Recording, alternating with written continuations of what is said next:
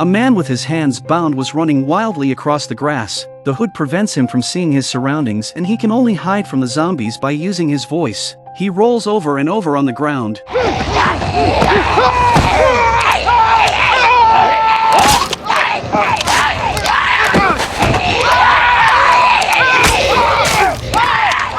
The man looked around in horror before looking at the man in front of him. How long does it take to run across the goddamn field? Morgan was speechless. Morgan untied him. The man said, "My name is Jim. Some bastard tied me up and threw me into a warehouse." Morgan asked, "What happened? And who did this?" Jim replied, "Do you think I can see with this thing on my head?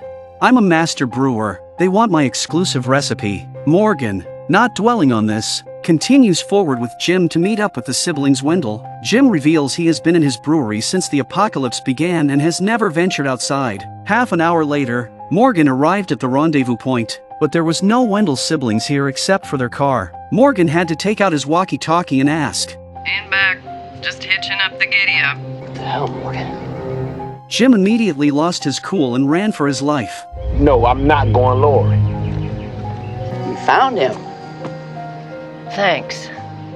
Turns out the truck didn't even belong to the Wendells. They knew someone would be leaving supplies under the road signs to help strangers, so they decided to hijack the truck. They left the original owners stranded in Texas. They kidnapped Jim for his brewing recipe, but he escaped and ended up meeting Morgan. Now, their goal is to have Morgan guide them to the kingdom in Virginia. The Wendell siblings are tired of wandering. As the truck continued towards Virginia, unfortunately, it got stuck in a pit. Sarah suggested throwing some stuff away because the vehicle was too heavy. Jim and Morgan could only look at each other helplessly. Finally, Jim couldn't take it anymore and told the woman that he wouldn't give her the recipe. If the kingdom was indeed a good place, he would be willing to brew as much as they needed, proposing a mutually beneficial cooperation. Sarah agreed, released Jim, and then turned her gaze to Morgan. Morgan expressed through silence that he wouldn't reveal the exact location of the kingdom. Just then, a group of zombies approached, and there might be more around. They needed to leave quickly. Jim watched as his brewing tools were just thrown away and he just tried to pick them up.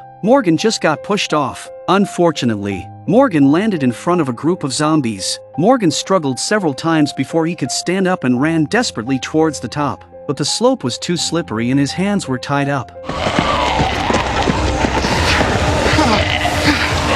So he couldn't get up. Morgan had no choice but to jump onto an abandoned car, and only after standing on the roof of the car did he escape with his life. Facing the awkward situation, Morgan asked the three on the bridge for help. Sarah stated that it depended on his performance. If he gave them the specific address of the kingdom, they would rescue him. In the face of the situation, Morgan reluctantly revealed the route. I-81, exit 77C. Second road you pass, you go along for 10 miles. How do I know you're telling the truth? How do I know you're actually gonna get me off of this thing? You gotta get us the whole way. Till you get to a billboard for cat food. You turn left. We go about 5 miles. And then we're there. Sorry, Morgan. The bridge? We knew it wasn't out. You said you were going to help your friends, but guess we're not the only ones pretending to be something we're not. Listening to Sarah's words, Morgan contemplated until nightfall. Eventually, he realized that to escape the crisis, he had to rely on himself. Could be on my way back to Texas right about now, but I'm not. Had a little bit of time to think about it here, and I am a coward. Morgan kicked away one zombie, but immediately, another grabbed his foot. He lay on the car roof, struggling incessantly, knowing that if the zombies dragged him down, the consequences would be dire. Facing the tireless zombies, Morgan realized he had to plan ahead, otherwise, his energy would deplete, leading to an inevitable dead end. Summoning his courage, Morgan leaped across to the opposite slope. However, the soft mud caused him to continuously slide toward the approaching zombies. Just then, he spotted an abandoned road sign and a folding knife, perhaps his lifeline. With a kick, Morgan fended off the approaching zombies and sprinted toward the small knife. Using his bound hands, he picked up the knife and severed the rope before dealing with the nearest zombie. The discarded road sign became his weapon, the familiar sensation of having a weapon returned, and the ensuing fight was as expected. Morgan picked up a walkie-talkie. Despite no response, he shared his reflections with the Wendell siblings. He was determined to pursue what he believed in, returning to Texas to find his friends and help them overcome difficulties. Returning to the bridge where he had once hesitated, Morgan was surprised to find the Wendell siblings' truck waiting. They also heard what Morgan said on the intercom. Morgan tells them that the kingdom's route is simply wrong. You still want to go to Virginia? Then you can be my ride. But we're going to pick up some other people first.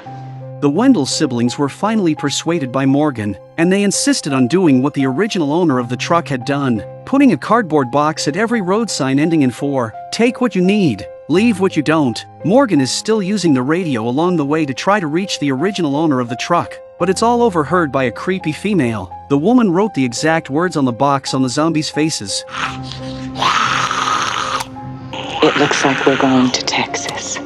As they drove into Texas, finding John and others seemed akin to finding a needle in a haystack. Morgan attempted to call others using a public radio channel, but no one responded. The only ones who pick up the signal are Naomi and Althea, but they don't hear anything because of the signal. Althea and Naomi have spent 2 to 3 days in this location. The armored vehicle is out of fuel. The walkie-talkie cannot connect to John and the others, and even the last bit of fresh water has been consumed. Naomi believes that John might be actively searching for her. In an effort to find a better signal, she decides to venture out. Morgan continues to broadcast messages over the radio. Naomi is also trying to pick up messages as they go along, but the signal problem is keeping them out of contact. Althea's physical condition was noticeably off, and when Naomi inquired, Althea mentioned that it might be low blood sugar. Just then, they discovered a vehicle with zombies. In the post-apocalyptic world, a vehicle with zombies inside typically meant it could still be started. Working together, they dealt with the zombies and drove ahead. Naomi attempted to contact others through the radio at intervals during their journey. Unbeknownst to them, their radio conversations were also being overheard by a mysterious woman on the other side of the road. Morgan hadn't been able to get through to anyone, and Sarah had to persuade him to leave. Just as Morgan was preparing to get into the car, a voice came through the radio. Can anyone hear me? Hello?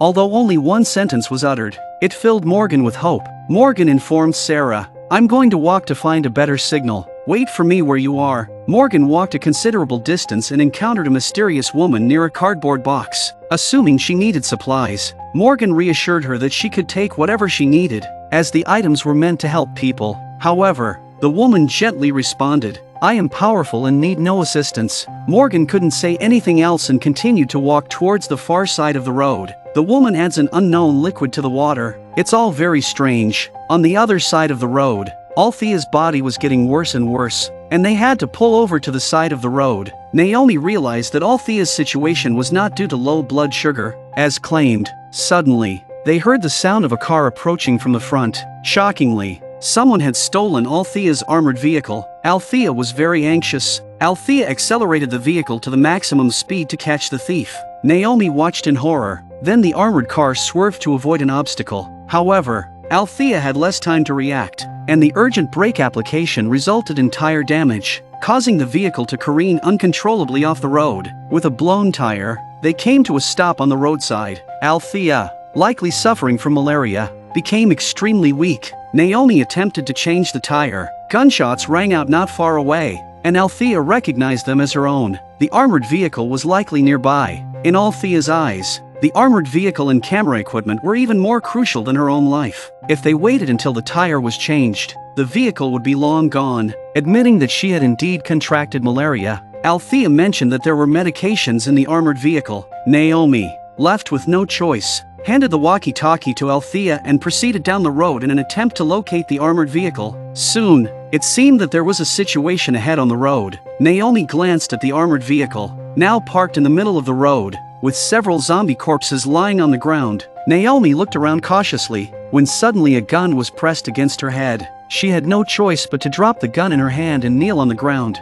akin to a lamb awaiting slaughter. The man, evidently well-versed in post-apocalyptic survival, inquired about Naomi's companion. Naomi explained that she was merely searching for medication for her friend, emphasizing the possibility of collaborative survival. The man clearly doesn't believe this. In a post-apocalyptic world, you can't trust anyone but your family. If I go with you and something happens, I'll be the one you leave behind. Naomi recognized the futility of reasoning in this situation. Meanwhile, Althea, inside the vehicle, heard the gunshots and grew increasingly anxious. Despite her weakened state, she attempted to change the tire. In a struggle, the man's strength far surpassed Naomi's. Desperate times called for desperate measures. Naomi struck the man in a vulnerable area, wresting the gun from his hand and swiftly reversing the situation. As Naomi attempted to start the vehicle, the man informed her that it was out of fuel. Unconcerned about the vehicle, Naomi was focused on quickly retrieving the medicine for Althea. However, Naomi couldn't find the medication. She assumed the man had taken it, but the man said he didn't even see the drugs, that the car had run out of fuel driving here, and that he was about to see if there was any more diesel on the bus. He had just killed the zombies inside when Naomi arrived. The man said, "Don't struggle. In the apocalypse, there are times when you want to save people, but you find yourself powerless." Naomi is a bit emotional at this point. Madison has changed her. She won't give up on her teammates and she won't kill innocent people. Naomi eventually lets the man go. Sensing that he's not the vicious type, she located the walkie-talkie inside the vehicle. Al, where is it? Where's the medicine? At this moment, Althea was so weak that walking became a challenge. Coincidentally, zombies began emerging from the mud. Despite flipping the armored vehicle, Naomi still couldn't find the medicine, and zombies had already crawled up to Althea. Althea had little strength left to escape. She exerted all her might to barely resist the zombie's neck, even experiencing a slight dizziness. Due to lack of strength, she could only chop off the zombie's ear. Finally, Althea managed to free herself from the zombie, kicking it under the car with all her strength. Then she kicked the car with the greatest force of her body, and her intention was self-evident. Please back up, Al. In that moment, Althea felt a renewed sense of life. She picked up the walkie-talkie on the ground. Naomi is going crazy at this point. Althea said, "I actually lied to you. I just wanted you to help me find the car." Upon hearing this, Naomi was extremely angry. Fortunately, she found alternative medication in the bus, easing Althea's symptoms. They sat on the ground, exhausted. Morgan climbed a tower. Morgan said, "If anyone can hear me, I'm here at sign 27, but I won't be long." Althea and Naomi, fixing the car, heard the radio transmission. They quickly ran to the car and heard Morgan's destination. Naomi recognized Morgan's voice but, when trying to respond, found she couldn't. Althea noticed the walkie-talkie was out of battery. Checking the map, Naomi saw the destination was only 50 kilometers away. Well within the car's range, Wendell and Morgan said not to wait. No one would come. By nightfall, Morgan gave up, and the group prepared to head to Virginia. Just then, Sarah, in the rearview mirror, spotted a small car. Althea and Naomi got out. The joy of seeing familiar faces was real. Naomi knew there was still no news from John and the others. Sarah warmly offered them food and water. After a while, Naomi borrowed Morgan's walkie-talkie, attempting to contact the man they had encountered during the day. Naomi said, "We're by the 27th highway with water and food. You can join us." Initially just a trial, Naomi was surprised when the man responded. He said, "So, you remember me. It's a shame you gave up the armored car. I found diesel. I'm on the armored car. I'll come to the 27th sign and meet you." After a while, the man arrived at a sign and said, "Are you playing tricks on me? I'm here by the sign, but I don't see you." Naomi looked at the sign again. It was the 27th. She asked the man to look more closely. As he inspected, he realized the numbers on the sign had been tampered with. Feeling strange, a zombie attacked him from behind. The same eerie woman had brought it. The zombie seemed to have fulfilled its mission as the woman released it and the man became her new toy.